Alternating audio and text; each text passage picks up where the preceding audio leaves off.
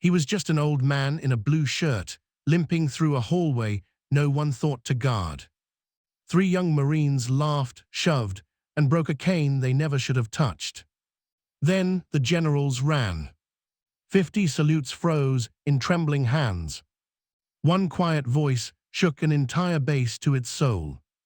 This is the day the military remembered who its real heroes are, and a bully learned the true cost of a uniform through tears. Let's go to the story. The hallway smelled of floor wax and stale coffee when the collision happened. Sergeant First Class Ethan Brooks, 23, built like a linebacker and drunk on the authority of his fresh corporal's chevrons, never saw the old man until it was too late. His shoulder clipped the stranger hard. Papers flew. A simple wooden cane spun across the polished linoleum and clanged against the wall like a dropped rifle. "Watch where you're going, Grandpa," Ethan spat, the words sharp as bayonets. Behind him, Lance Corporal Marcus Reed and Private First Class Diego Alvarez snickered, feeding off their leader's arrogance. On the floor, the scattered pages looked like white surrender flags. The old man didn't fall. He swayed, caught his balance, and stood very still. He was 82. His name was Raymond Carter, though almost no one alive still dared call him anything but Sergeant Major. He wore a plain royal blue button-down shirt, sleeves rolled once, collar worn soft from decades of washing. Gray slacks broke perfectly over black orthopedic shoes. To the 3 young Marines, he looked like someone who had wandered in off the street looking for the retiree pharmacy. Raymond's eyes were pale blue, almost translucent, set deep in a face carved by time and war. He looked at Ethan Brooks the way a man looks at a storm he has already survived. "You hear me, old-timer?" Ethan stepped closer, chest puffed beneath his marpat blouse. "This ain't the nursing home shuttle stop." Marcus barked a laugh, probably looking for applesauce in the chow hall. Raymond bent slowly, joints popping like distant small arms fire, and reached for the nearest paper. His swollen knuckles trembled, but his hand was steady. "I'm picking up my things," he said. The voice was low, gravel over steel, the kind of voice that once made lieutenants shut up and listen. Ethan rolled his eyes and kicked the cane farther down the hall. It skittered like trash. "Move faster, sir. You're blocking a high-traffic area." "Wait, before I continue, answer this in the comments. What would you do in this situation?" The corridor was empty. Raymond straightened. Something shifted in the air, heavy, electric, inevitable. "You kicked my cane," he said quietly, not angry, just stating a fact that would soon matter. "Tripping hazard," Ethan sneered. "ID now, or the MPs drag you out." Raymond didn't reach for a wallet. He simply looked at the young Marine with eyes that had watched friends die in rice paddies while these boys were still in diapers. At the far end of the hall, a door opened. Specialist Emily Harper stepped out carrying 4 coffees. She froze. One look at the old man's face, and the tray slipped from her fingers. "Grazie." Hot coffee exploded across the floor. Emily's hands flew to her mouth. She had spent 6 months digitizing Vietnam-era records. She knew that jawline, those eyes, that quiet power. The photo in the base museum was black and white, younger, but unmistakable. Her phone was out before the cup stopped rolling. "Command post, this is Harper, Archives, get General Landry now. Hallway C, it's him. It's Sergeant Major Raymond Carter. 3 Marines have him cornered. Do not let this escalate." Down the hall, Ethan Brooks grabbed Raymond's arm and twisted it behind his back. "Stop resisting," he lied through clenched teeth. Pain flared, old shrapnel wounds waking up like angry ghosts, but Raymond Carter didn't cry out. He had screamed enough in 1968. 3 floors up, in the secure conference room, the red phone buzzed like an air raid siren. Lieutenant General Alexander Landry picked it up. 30 seconds later, the receiver hit the cradle so hard the table jumped. "Carter in the building," he said, voice shaking. "Hallway C Marines have hands on him." Major General Paul Whitaker and Major General Grace Ellison were already moving. Chairs crashed backward, covers flew off heads, Three generals, 7 stars between them, ran. They ran like the building was on fire. Boots thundered, aides scattered, doors slammed open. Lock the wing down, Landry roared. Clear the corridor, weapons tight, nobody touches him. Real viewers only. Comment yes or no. I want to see who's actually paying attention. Back in hallway C, Ethan shoved Raymond forward. The old man's knee buckled. He went down hard, palms splashing into spilled coffee, his slacks soaked through. Ethan laughed, a short, ugly sound. That is enough. The stairwell door exploded open so hard it dented the wall. General Landry hit the hallway first, face purple with rage. Whitaker and Ellison flanked him like avenging angels. Behind them, a dozen soldiers fanned out, rifles low but ready. Ethan let go of Raymond's arm as if it burned. Every Marine snapped to attention so fast their heels cracked like gunshots. General Landry dropped to his knees in the coffee, ruining a $3,000 uniform without hesitation. "Sir," he whispered, voice breaking, "Raymond, are you hurt?"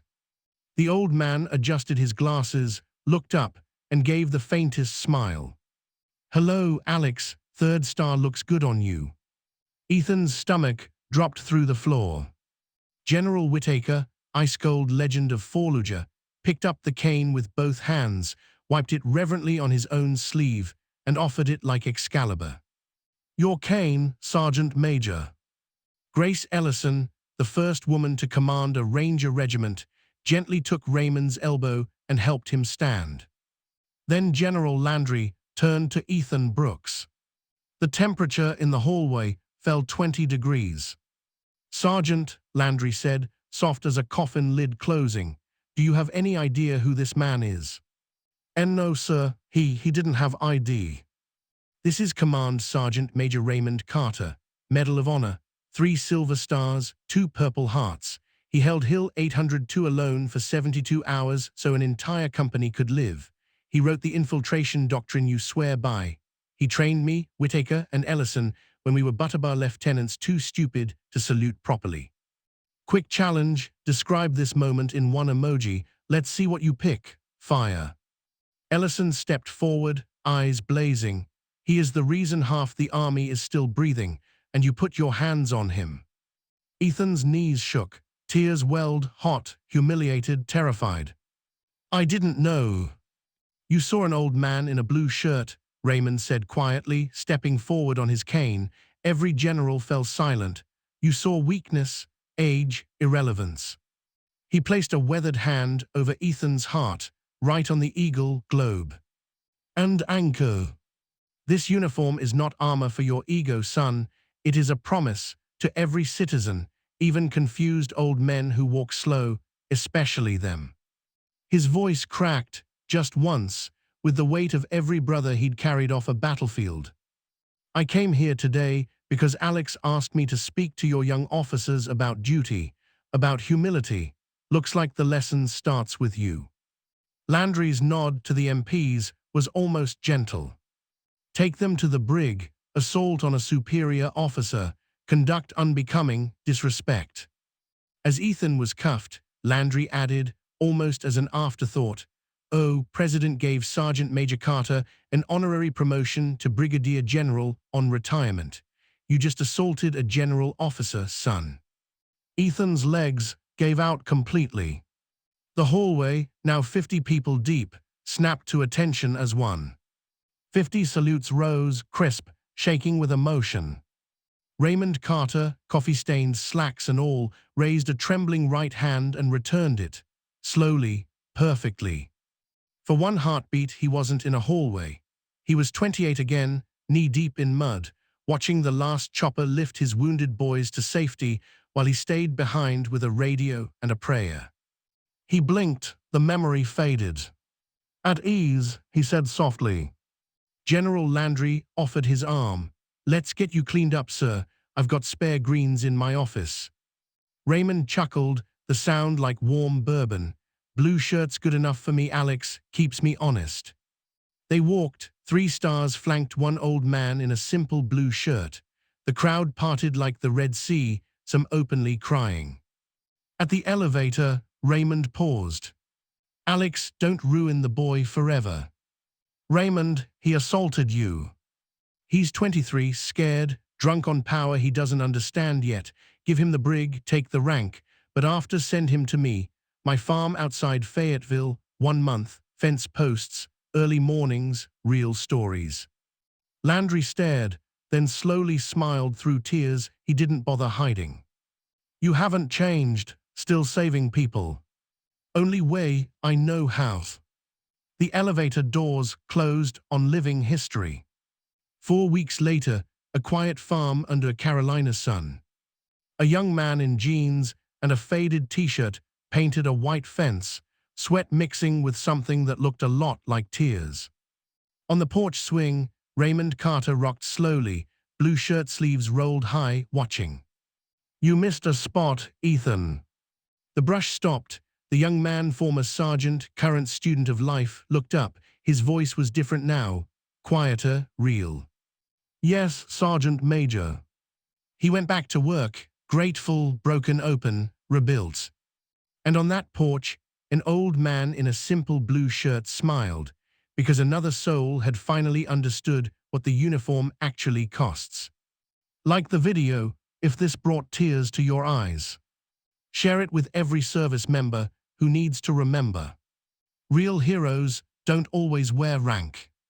Sometimes they just wear a blue shirt and carry the weight of a nation in silence.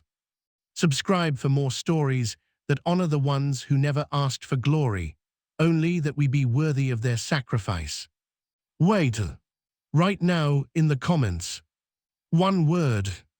What did this story just make you feel? G.O. I'm reading every single one. 1 second pause. Type ghost if you got chills. Type respect if you're standing a little taller today. Do it now. Let's flood this comment section with American pride. Your turn. Comment fast.